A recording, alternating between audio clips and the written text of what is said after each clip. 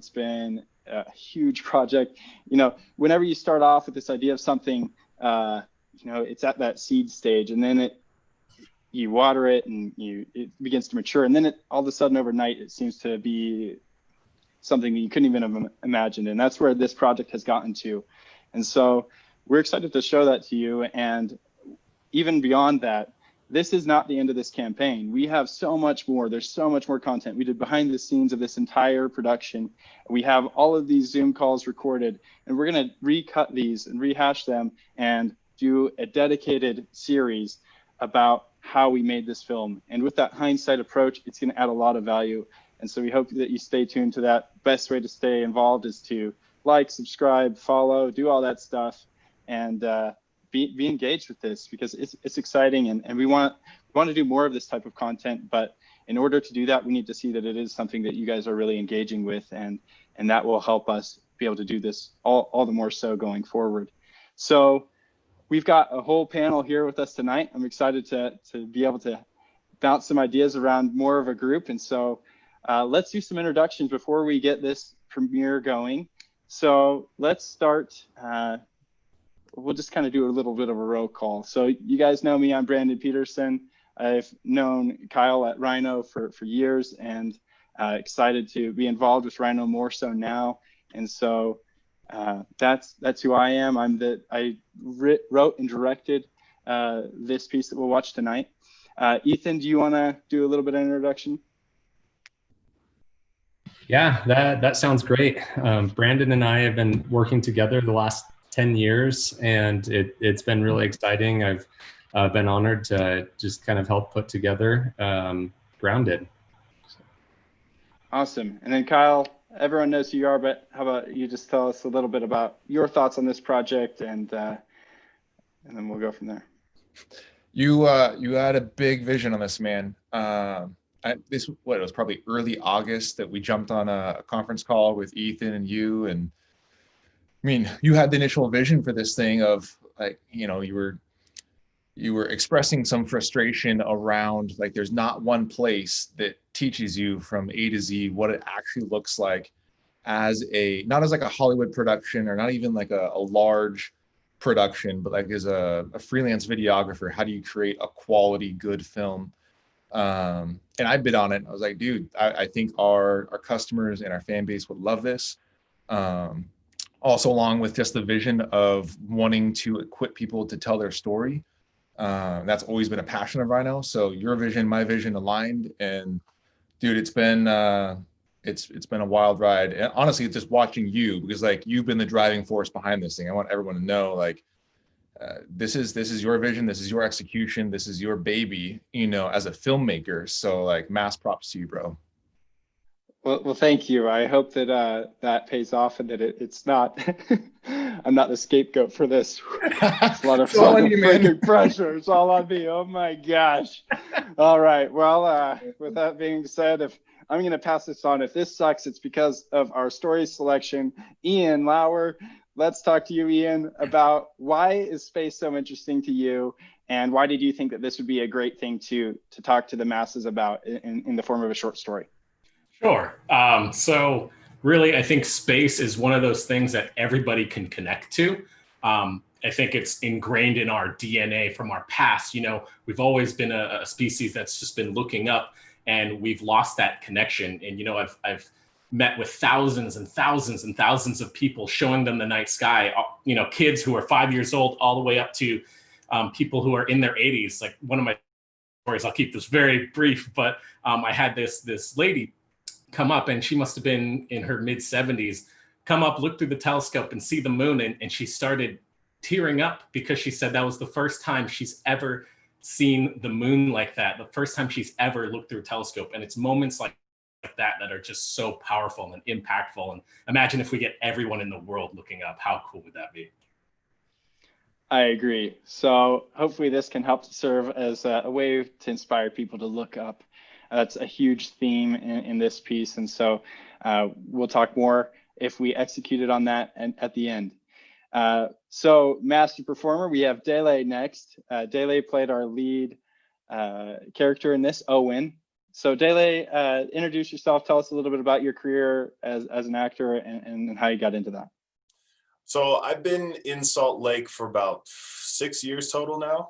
And I've been in the acting world for about 5 years. I did like a couple plays and whatnot when I was a kid, but I didn't really start actually getting into it seriously until a couple years after I'd moved here. So it's a great place, honestly, to act and to model, to be in that industry. And this was a really cool project to work on because being around film sets a lot, I've always been interested in how it's done. Like the other side of it, there's a technical aspect of the mind always working. So but I was trying my best to listen in on the things that you were explaining without getting, of course, distracted from performing, which was really cool because, and I learned at some point within the production that this was your first film that you directed. That's correct? It's to this level, sure. Yeah, we'll say that. Okay. And I wouldn't have been able to tell that. It was a lot of fun to be able to get the feedback and kind of feel the energy of what it was you were going for. And hopefully I captured it all right. And it was a lot of fun. You did indeed. I really appreciated it. I actually first was turned on to your work from Drew, who is our director of photography for this piece. You had done a short with him. Drew, let's talk to you a little bit. Tell us about your background in film and how you got involved with this project. Yeah, so I got to know Kyle really well through doing a couple of live streams with him, getting to know him at NAB. He introduced me to you, Brandon, and from there, that synergy just kind of took off. You know, I told you guys that I was a DP, and I had heard that you guys needed a DP on this project, and you know, I sent you guys some work, and from there, I think our energy and our vision kind of lined up. You guys had a big vision. Ian, you had a big vision of wanting to shoot up a lot with and looking at these stars, and you know, how can we really capture how cool and what if you look through a telescope, it's amazing. If you shoot a long exposure photo, it's amazing. It really shows how many stars are out there and how bright and vibrant these things are in the sky. And we went all the way down to Bryce just to be able to capture that. And I hope we did a good job because I was really satisfied with what I saw so far. So just really honored to be on this project with you guys. And this will be my fourth short. And you know, had a lot to do with the lighting. Brandon, you had a vision with, you know, using the Arc 2 and we were able to utilize the Arc 2 really well, and just a lot of fun camera movements, a lot of fun shapes. I'm excited for everyone to see it, really am. Yeah, I think, I don't know if you guys have seen that Instagram account called Shitty Rigs, but there's definitely some elements that we made things that probably shouldn't have been made using great gear, but in very unique ways. So we'll get some pictures and hopefully those guys can rep it, because you'll see the translation of those. So it's not necessarily what it looks like on the back end, but what it looks like on the front end and the results. And so I'm really happy with that. We'll do some call outs of those particular shots after, but without further ado, let's get grounded. Does that sound good? I'm going to share this here.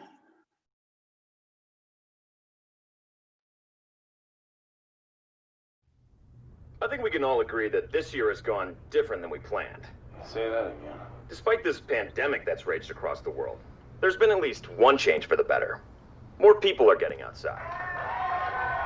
Who knew it would take a worldwide pandemic to get people to look up from their screens?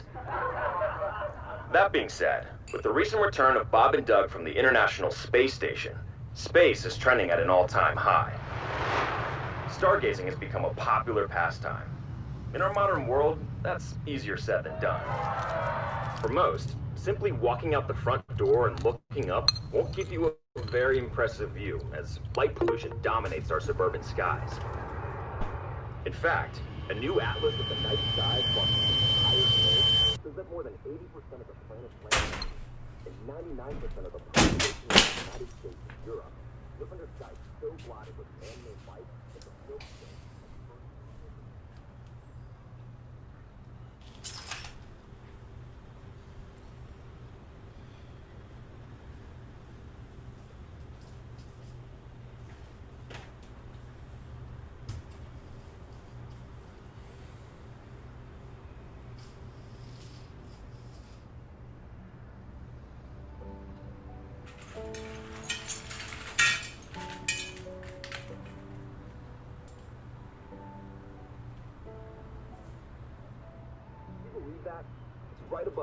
every night, yet we're blinded by the light.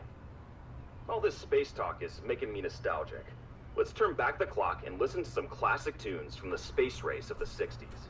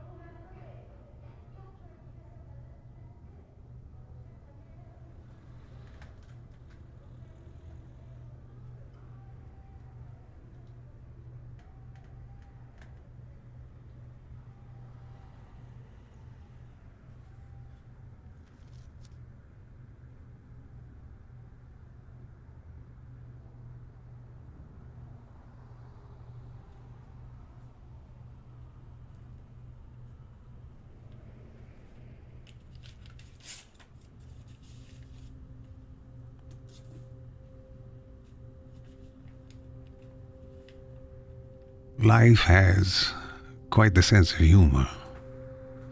It's important to remember that and not take it too seriously. I've thought a lot about that lately. Time is an interesting thing. We never know how long we'll have.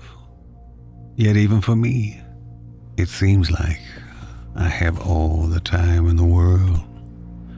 Some days drag, and others seem to go by in an instant. But the one thing we can all be certain of is none of us know how much time we'll have. There is no use worrying about things you have no control over. And most certainly, don't worry about me. I'm at peace. I've lived a life full of ups and downs. No one escapes the downs. What makes you a man, a decent person in general, is what you do with the downs.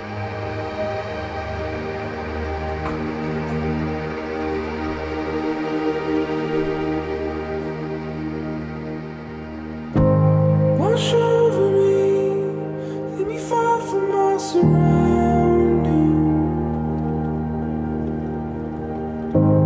Take over me, over every rushing memory. If only for a moment. Oh, this could be my last chance.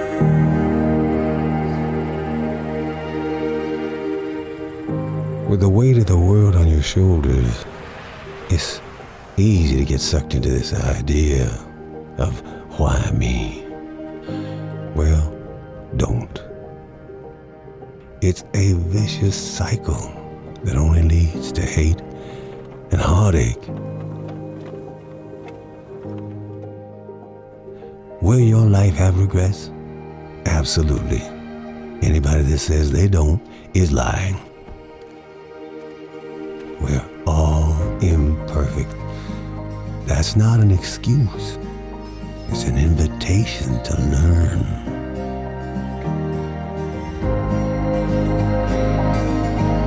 Want to see the other side. Show me where to go.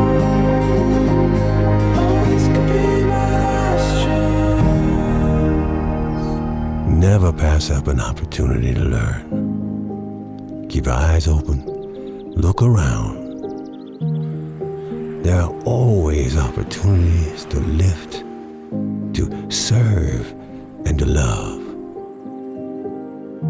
Oh, to love. Son, I loved your mother from the moment I laid eyes on her. Like the star that she was, she lit up every room she entered.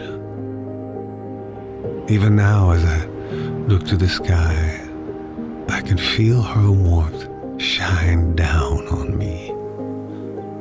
She was beautifully stubborn till the very end. It's a shame she ever had to face cancer. Only now can I truly empathize with her suffering. Find someone to love. Cherish every moment. A person who loves and is loved is the richest human in the universe. It's the universal currency that perpetually pays dividends throughout your life and beyond. Like all of us, I have my regrets. And I learned from each misstep I made. But sometimes, there's not much you can do.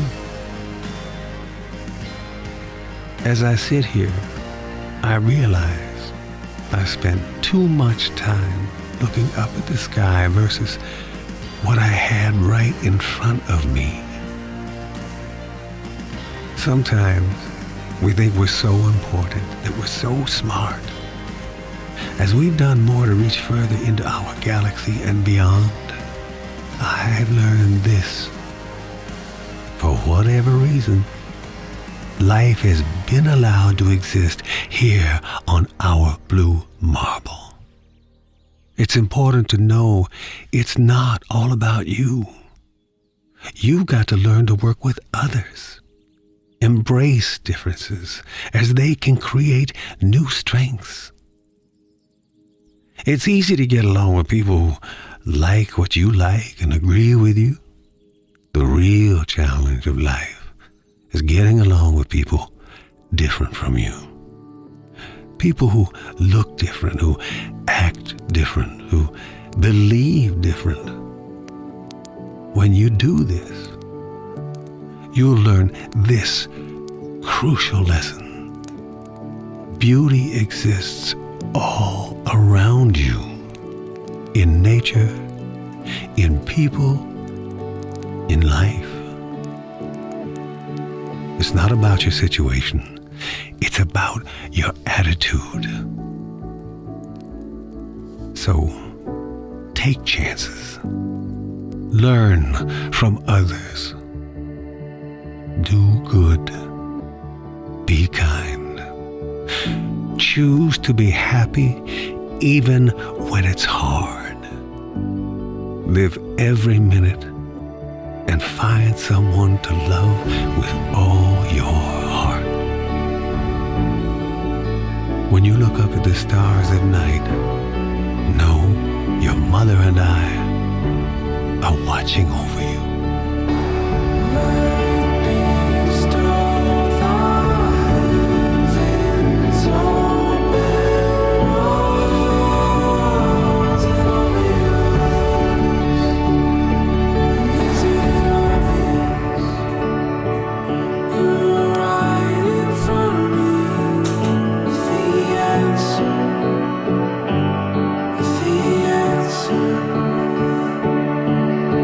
Sun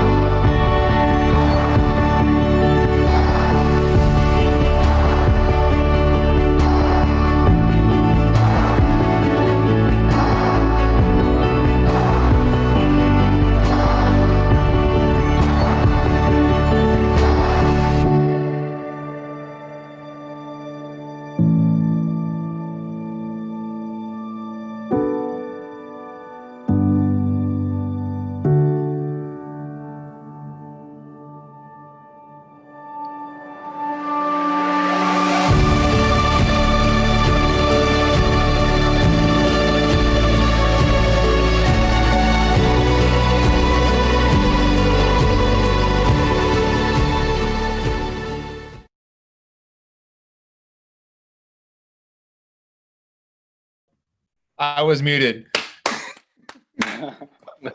Way to go, bro. That's awesome. That was incredible. That was great. Wow.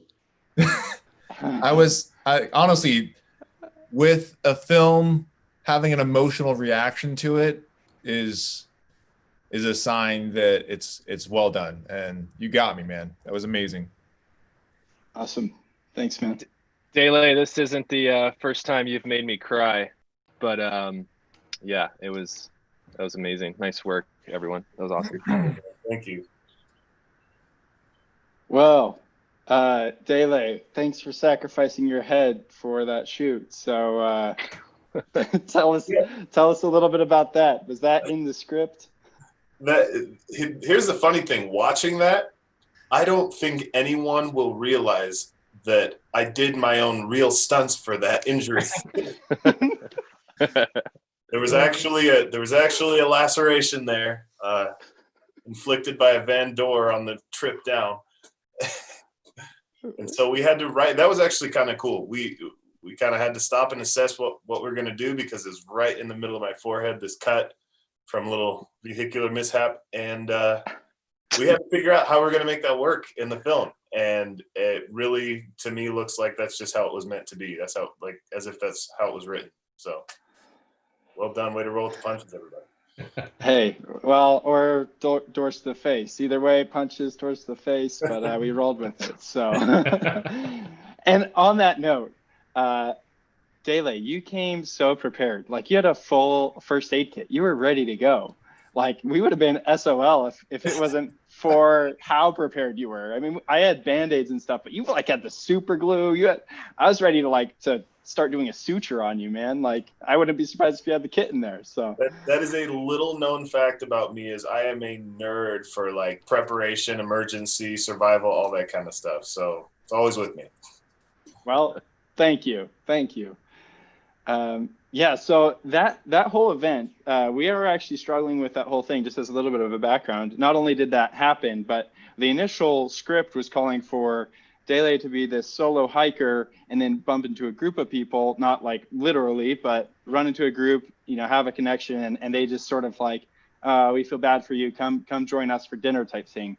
But it actually ended up being much more intimate to me, like where you were able to have that one-off connection with Crystal, and it worked out so much better because we were struggling. Like, we had to, because of when you're shooting the stars, you've got to shoot around the moon so that you can actually see the stars.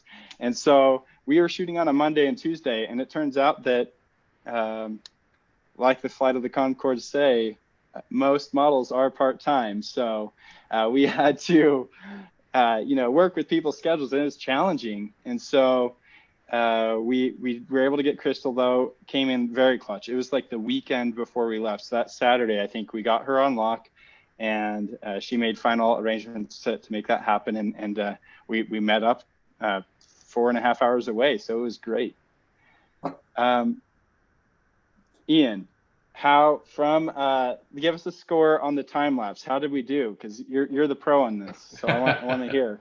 That was gorgeous. I think what I loved about it the most is how it fit in perfectly with the flow of the story. Like, it didn't just seem like, hey, we're out here and here's a really cool time lapse, right? It was the progression of the story, and then it all kind of leads up to this moment where they're really under the stars, making that connection, and then making a connection with the universe, right? Which is just totally in line with what I had in mind. So I was really, really excited about that. I don't know if you saw my face, but I was just like, when that time lapse hit, and I was just like, oh man, that's perfect timing. Awesome. Yeah. Very, very good. So I'm going to thank Drew for that, and Kyle. I was shooting some of the other stuff at the campfire, and they went off, and I just had to say, okay, guys, get this shot. We literally have one night to do this. Kyle had flown in, was here for a very brief time. And actually, we had some issues with that. Kyle, do you want to talk about what happened there? Yeah. My A7S II, my A camera that I use, somehow was locked out. Whenever I turned it on, it said temperature too high, cool down to start, something like that. and we had brought 2 setups. You know, I flew in with the setup and with my camera, thinking we'd do 2 time lapses just to cover our bases. And we were down to 1, but similar to what Daly was saying, you come prepared, and the one ended up working out really well. Drew and I almost fell down a cliff after a few beers. You know, we had a good night. Got the shot though. Well, so yeah, and then Kyle talks me in. The whole thing about it was Kyle talked me into to actually leaving the setup down there. So his A7S goes haywire. My A7 III kicked in, which was awesome. We used his set of tracks. We repacked my set of tracks, and then we left it out there for 3 hours. I went back. Brandon and I went back to grab the setup.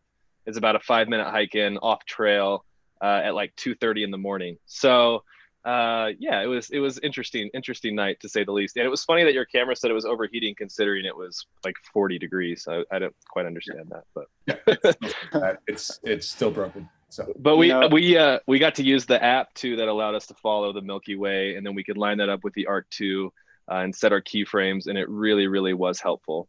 Absolutely. Shout out to Photo Pills. Their app is awesome.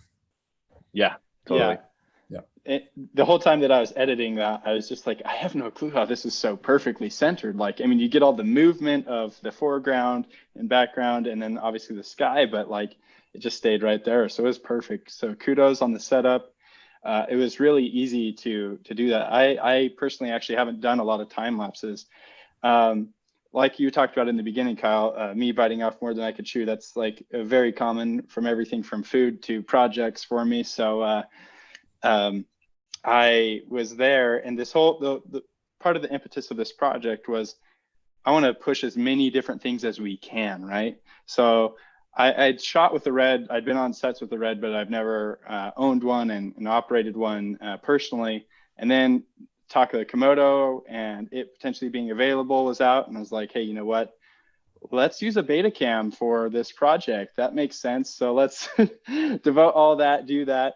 And then like trying to do a lot of these really difficult things, like, okay, we're going to travel 4.5 hours to get a time lapse. Essentially, we're going to throw cameras in really small places because we have a really small camera. So the trash can and the closet, fridge, and all those types of things. And while we're at it, we might as well just throw it on the highway as we're going 80 miles down the road, because that makes sense too. So we put that camera and the whole crew through all these different paces and pushing those extremes just to see if we could. Luckily, I'm really happy that I feel it turned out, and we executed on a lot of those very tough objectives. Drew, I want you to talk a little bit more about that from like the crew perspective. You know, you've worked on bigger crews and smaller crews. What were some of your feelings about how we were able to operate and interact despite the crew being small? Yeah, no, I think we were all on the same page. Definitely. I'm not sure if my camera's switching, by the way. I'm not sure if it's up, but I'm not, I think going into those things, you just have to plan. And you and I had a really cohesive plan. We were able to actually plan live. I knew exactly what you wanted. I had worked with Dele in the past, and I felt like that was a good thing going into it, and I think the synergy was there. And I think just being able to say, hey, Drew, like, I want to do this, and this is how we should do it. And I can say, all right, give me 10 minutes and I'll make it happen. And then I want to light it this way, because everything that's in exterior and interior are lit simply because there's a reason why he's top down lit and soft. There's a reason why he's side lit and hard light. There's a reason why you see shapes. There's subtle, nuances and little Easter eggs throughout the short that you'll have to rewatch again to catch. And I think that you wanted some of that. I think I wanted some of that. And then after location scouting, putting together this shot list and talking with Dele, I think it was too easy, man. I mean, I shouldn't say it was too easy, but as far as working with a smaller crew, we made it really easy for as many hands as we had. Yeah, for sure. I agree. And fantastic job on all of the photography. So thank you for that. Thanks, man. It was great to be able to pass off a lot of that and be able to trust it. And just, we did have a wireless setup to do some monitoring and focus pulling, but there's times where you can't even count on that gear. Given where we were, there was times it was not working 100%. But I was able to just say, you know what, I'm going to watch this visually. You're going to do the camera, and it worked out. One of my biggest just real Yeah, quick, go for it. what Drew was saying and Brandon right there, it's amazing the level of detail that they went into in preparation ahead of time to bring this together. And I think that's what made it possible, because even when there was, you know, a mishap with the equipment or with the talent or with, you know, any number of other things, they were quick to pivot. They knew that they had all of the details worked out ahead of time. And so that was just really amazing to see the, you know, the pivot and have it all come together. Yeah, absolutely. Thank And Ethan, this was, you know, like you mentioned, we worked together for a long time. It's been more on the business side of things and marketing, not so much directly on the film side. This is one of your, for sure, your biggest film set that you've been on. What was your overall experience with that, and what were some of the things that you learned? Yeah, so like the first day filming inside, so we had picked up the Airbnb, and you know, we scoped that out just with the photos that they had online ahead of time, but then getting there and then having to adjust just what seemed like an infinite number of details to get the lighting right, to get, you know, the different angles, to set up equipment to handle the camera movements. I was really impressed to just see how the detail on paper was only the beginning, right? And then you get on set to something that you had scouted out, and then you transfer that to reality. And so it was really, really fun. And I was just blown away how well it did transfer, and just that level of exactness that it did take to get some of the shots and the scenes that came through. Absolutely. Yeah, and that's a testament to what Drew was able to accomplish, because if you knew what that opening shot shows, some of the place, right, that living room, and it's got windows. There's 4 windows just in that living room, and so there was a ton of light flooding in that we had to end up covering for a lot of the day for different shots to get those looks. So kudos there. Even that one shot where we redid. Well, not redid, but we had the 3 shots with the picture of the parents just in the mat on the countertop, right? We had the camera there and it was sitting, and that was all filmed within like an hour. And so it was completely sunny outside, but we had to make that last shot look like nighttime, which was incredibly challenging. Drew, do you want to talk about some of that setup and what that looked like? Yeah, so we had a shot list, and you know, normally you would shoot by scene, or you would sort the shot list by scene and location, and what makes the most sense based on actors' times and whatnot. But we did a lot where we would shoot towards the table one way, and we would get all those shots, and then we would take all of the duvetine down to make, you know, kind of make it look like it's night, and then we would pull it down, reshoot in that area to make it look like it was day, get all the day shots, and then turn 180 degrees and then do it again, just utilizing every angle of the Airbnb. And because it was a smaller home, and that was obviously listed in the script. So just being able to, you know, pivot, physically pivot inside the home and cover the windows. And I think it came out great as far as coming in at night. I know at one point Dele was walking through a door with a full sheet of duvetine behind him, and then there was like 5 people holding it and a C-stand, and then I moved the camera and kind of framed it to where you couldn't see a piece of light, and I think it turned out great. So just little things like that, you know, and that's part of being on set and having fun with it and making it work. So I think it turned out good though. Yeah, and on that note, a huge shout out to Aaron, who helped out. He's the co-host of Take 43 podcast, which is also presented by Rhino. So if you are looking for a good new podcast, check that out. Really well done. So awesome job on that too, Drew.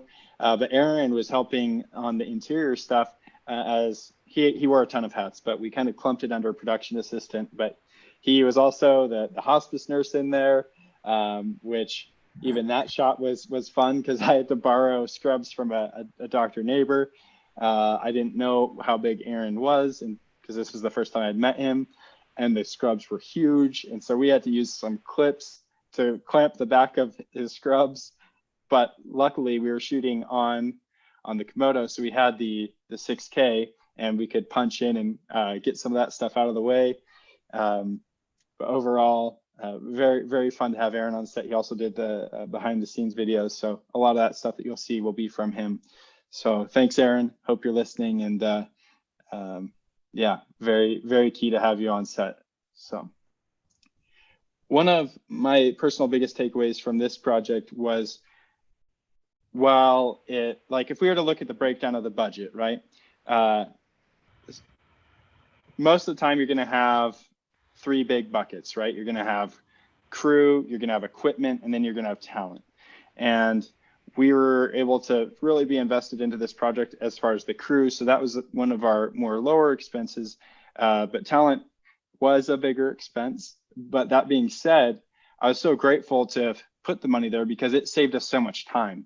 And that's just a testament to Dele, because a lot of those shots we got on first or second take, not only just because Dele was that good, which we'll talk about that in a minute, but also because we didn't have time.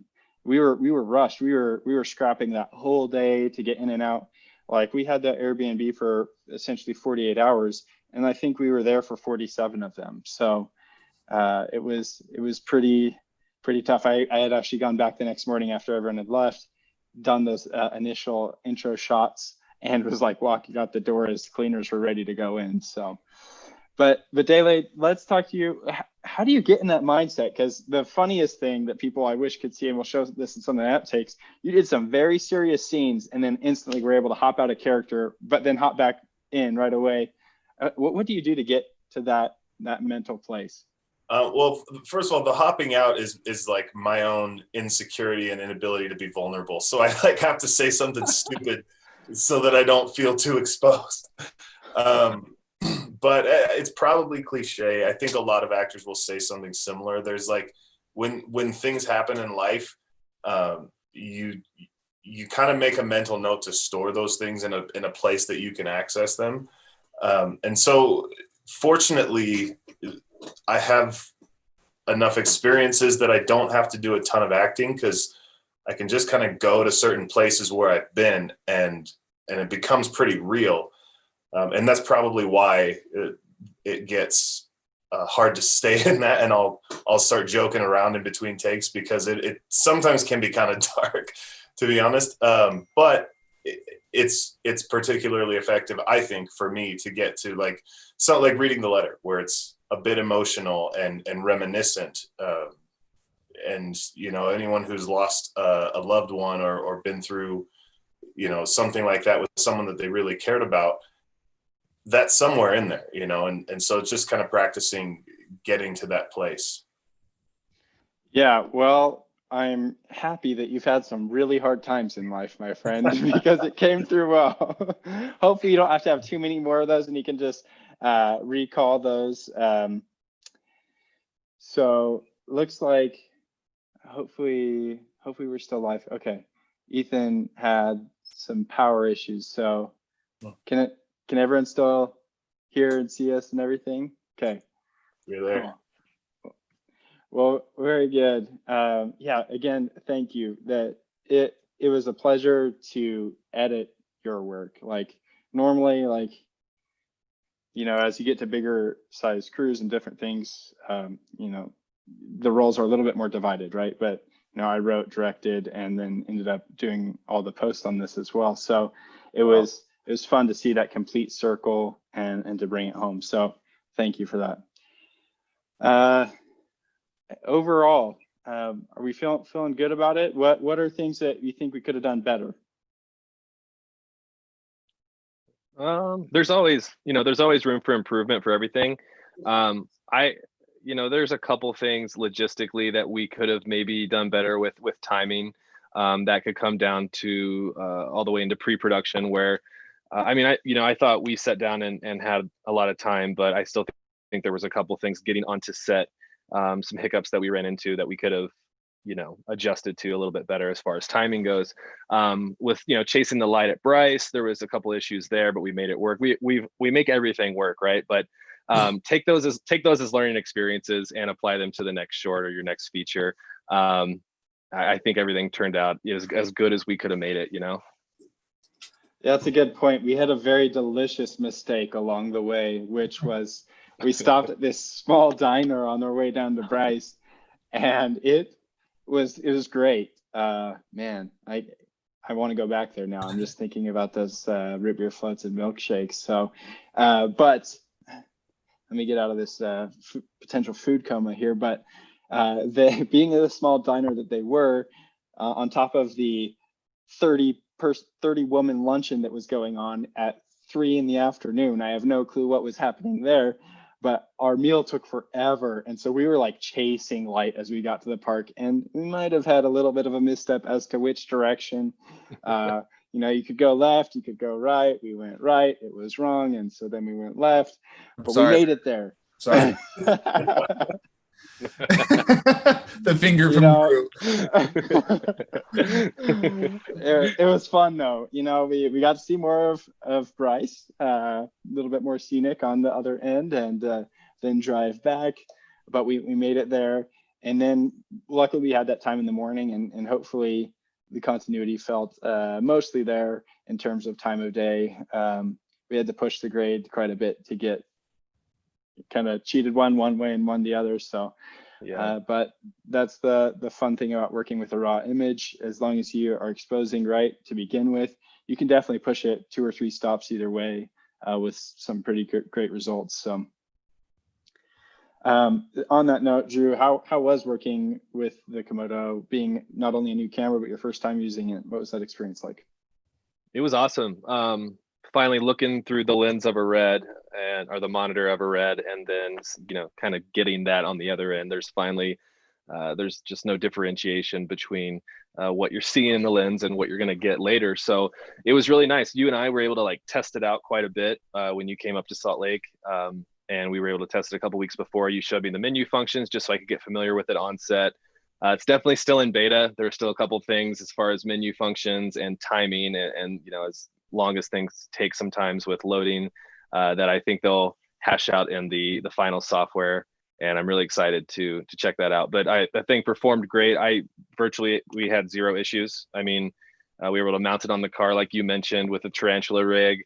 It did perfect. I mean, there was literally no issues. So I have virtually 0 complaints. Loved how good it does in low light. The dynamic range on the stuff where daylight you're driving is absolutely incredible. We were talking about that earlier today, and the rolling shutter, global shutter, is just prevents all of rolling shutter, so it really helped us out as far as that goes too. So yeah, I want one if that's what you're asking too. So well, you can't have mine. I was gonna say, can I have it? Ideas? You can't have it. Can I have it? No, it was great. Good call.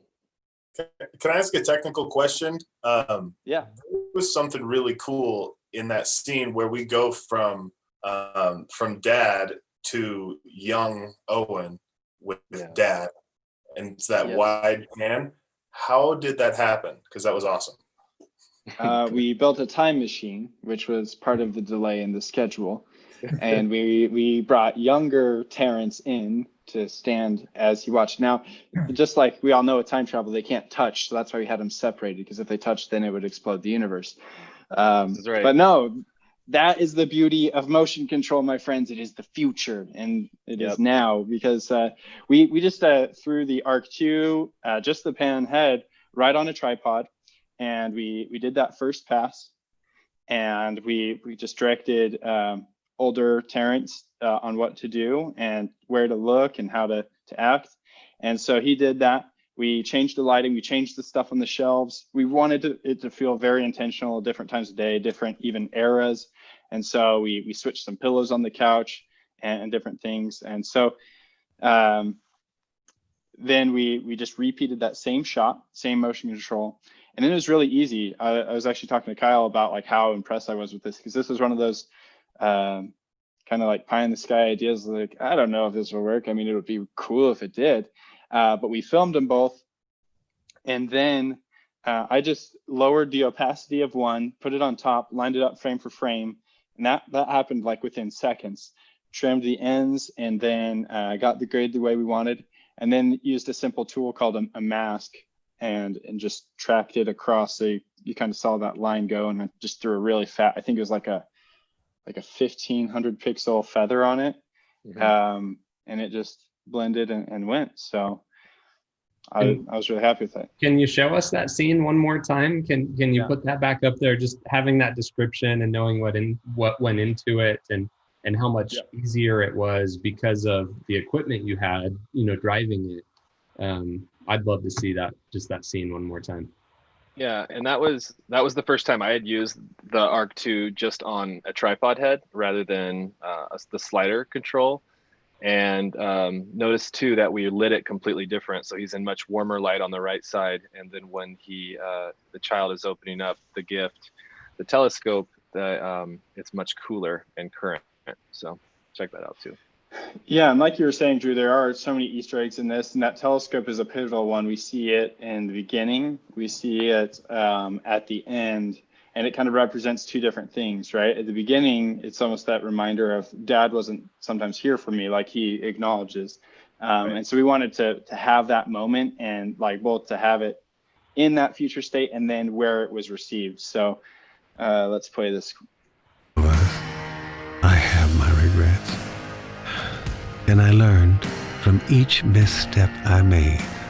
But sometimes there's not much you can do. As I sit here, I realize I spent too much time looking up at the sky versus what I had right in front of me. Sometimes we think we're so important. Yeah, so that worked. So awesome. Love it.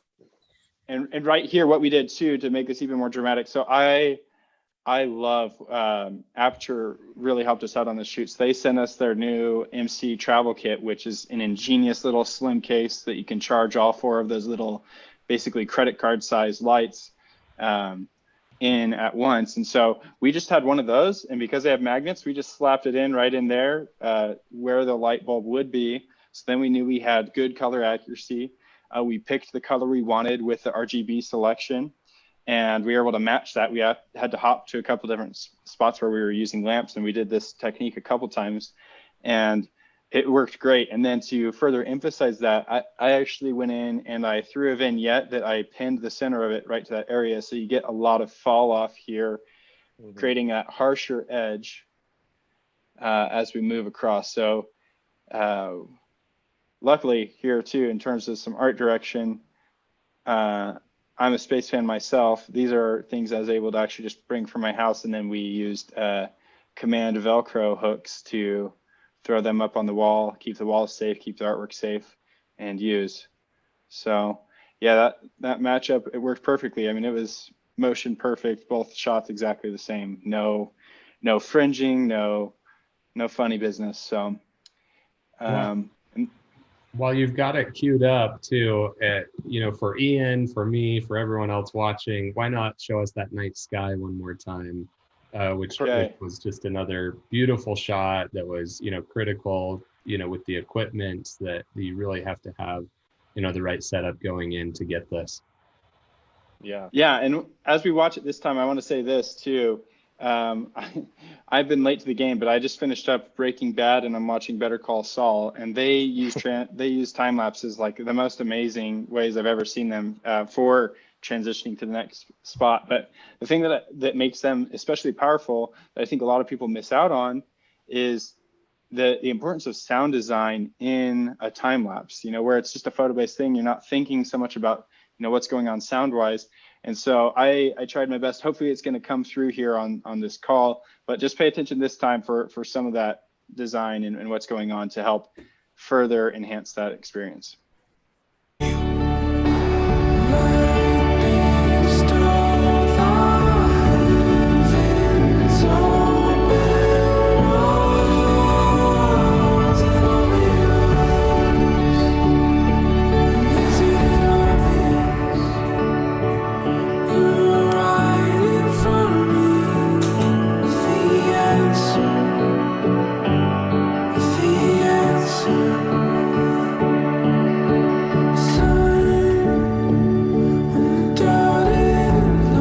Another great example of Daly just rocking it.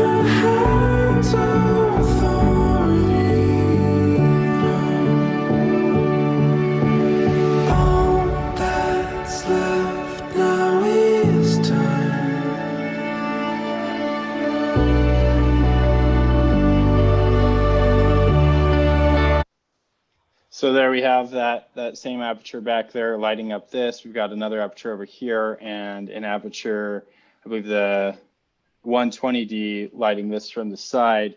And so just really helps to sculpt this situation. I love everything that we've got going on here. There's a lot of emotion this way. There's a lot like in terms of what's happened in his past now that has some deeper meaning. And then that light where he heads is his future. So the aperture really came through. The other thing that I think really complements this overall is the music. These are all music bed tracks. And I did something here that I really haven't done before, because this was obviously, there's a lot of voiceover. And so normally I'm not using lyrical based songs, but in those pause situations, we were able to find songs that help to add to that story and be a different voice, different character beyond those other voices that you're hearing. So like even back here, the lyrics, it picks up and says, "You were right there the whole time watching over me."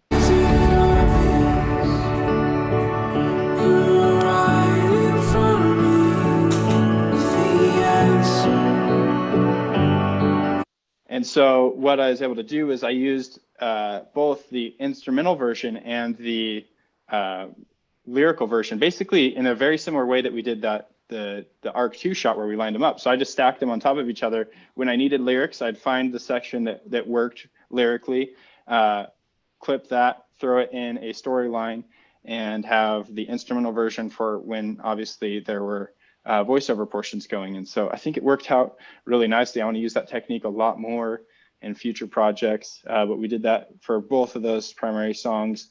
They were also by the same band, and I really like that. Chapters, I believe, is the name of that group, and yeah, it came together. So thank you, MusicBed, for having a host of music to select from. It was fun going through the catalog. So lastly, as we get ready to wrap this up, I want to talk to you, Ian. Overall, what was this experience like for you, where you put yourself out there, you put yourself literally in front of the camera, told something that you're passionate about? How do you feel that ended up being translated? Did we accomplish what you were hoping for? Yeah, definitely. Like I was saying earlier, just being able to make that connection with the stars, and that same type of connection you can make with other people around you, brings us closer together. And, that was really like the crux of the idea, right? That was really like the focal point. It's not that the universe is just beautiful and this great place and the stars are great to look up at and photograph and things like that, but it's the connection that we make with that, and the connection that we make with other people, and how it brings us all together, especially in trying times. I love the part where he's going through the struggles and he just makes that split decision to head out into nature, into, the middle of nowhere, just because. And just that decision alone brought him to this whole new level of perspective, right? This whole new place of just being maybe a little bit more understanding of what's going on in his life, and knowing that, at the end of the day, I'm still here. I still have all these things around me that are so amazing and beautiful. And, I can't take that for granted. That was really what I walked away from watching the short film. And it was communicated so well. So I think you did such a great job, and it was so easy to really relate to it. Well, thank you for the opportunity. It was fun to write this. It ended up being perfect. I was in the Grand Tetons when I wrote that. And so amidst my really terrible internet connection that we had at this cabin, I was going through like, oh man, we have way more submissions than I thought were coming in. And I was watching them and I was like, oh, this one's really interesting. And then I was just thinking about it as I was looking out the cabin window at the mountains, and it's like, oh man, there's this dad who died. Because in any story, you have to have at least one parent that dies, because Disney's taught us that's how you make a story. But sweet, we took that good old core and built off of that, and I had a lot of fun writing it. I've had this idea that I want to write letters to my children, and so this has reinvigorated that idea to write letters now at this state of my life for their future. Because because who knows what happens, right? We don't know what's going to happen to us. And so you just got to be prepared at any moment and make sure that our voice is heard. And I think that that's the whole purpose of this campaign.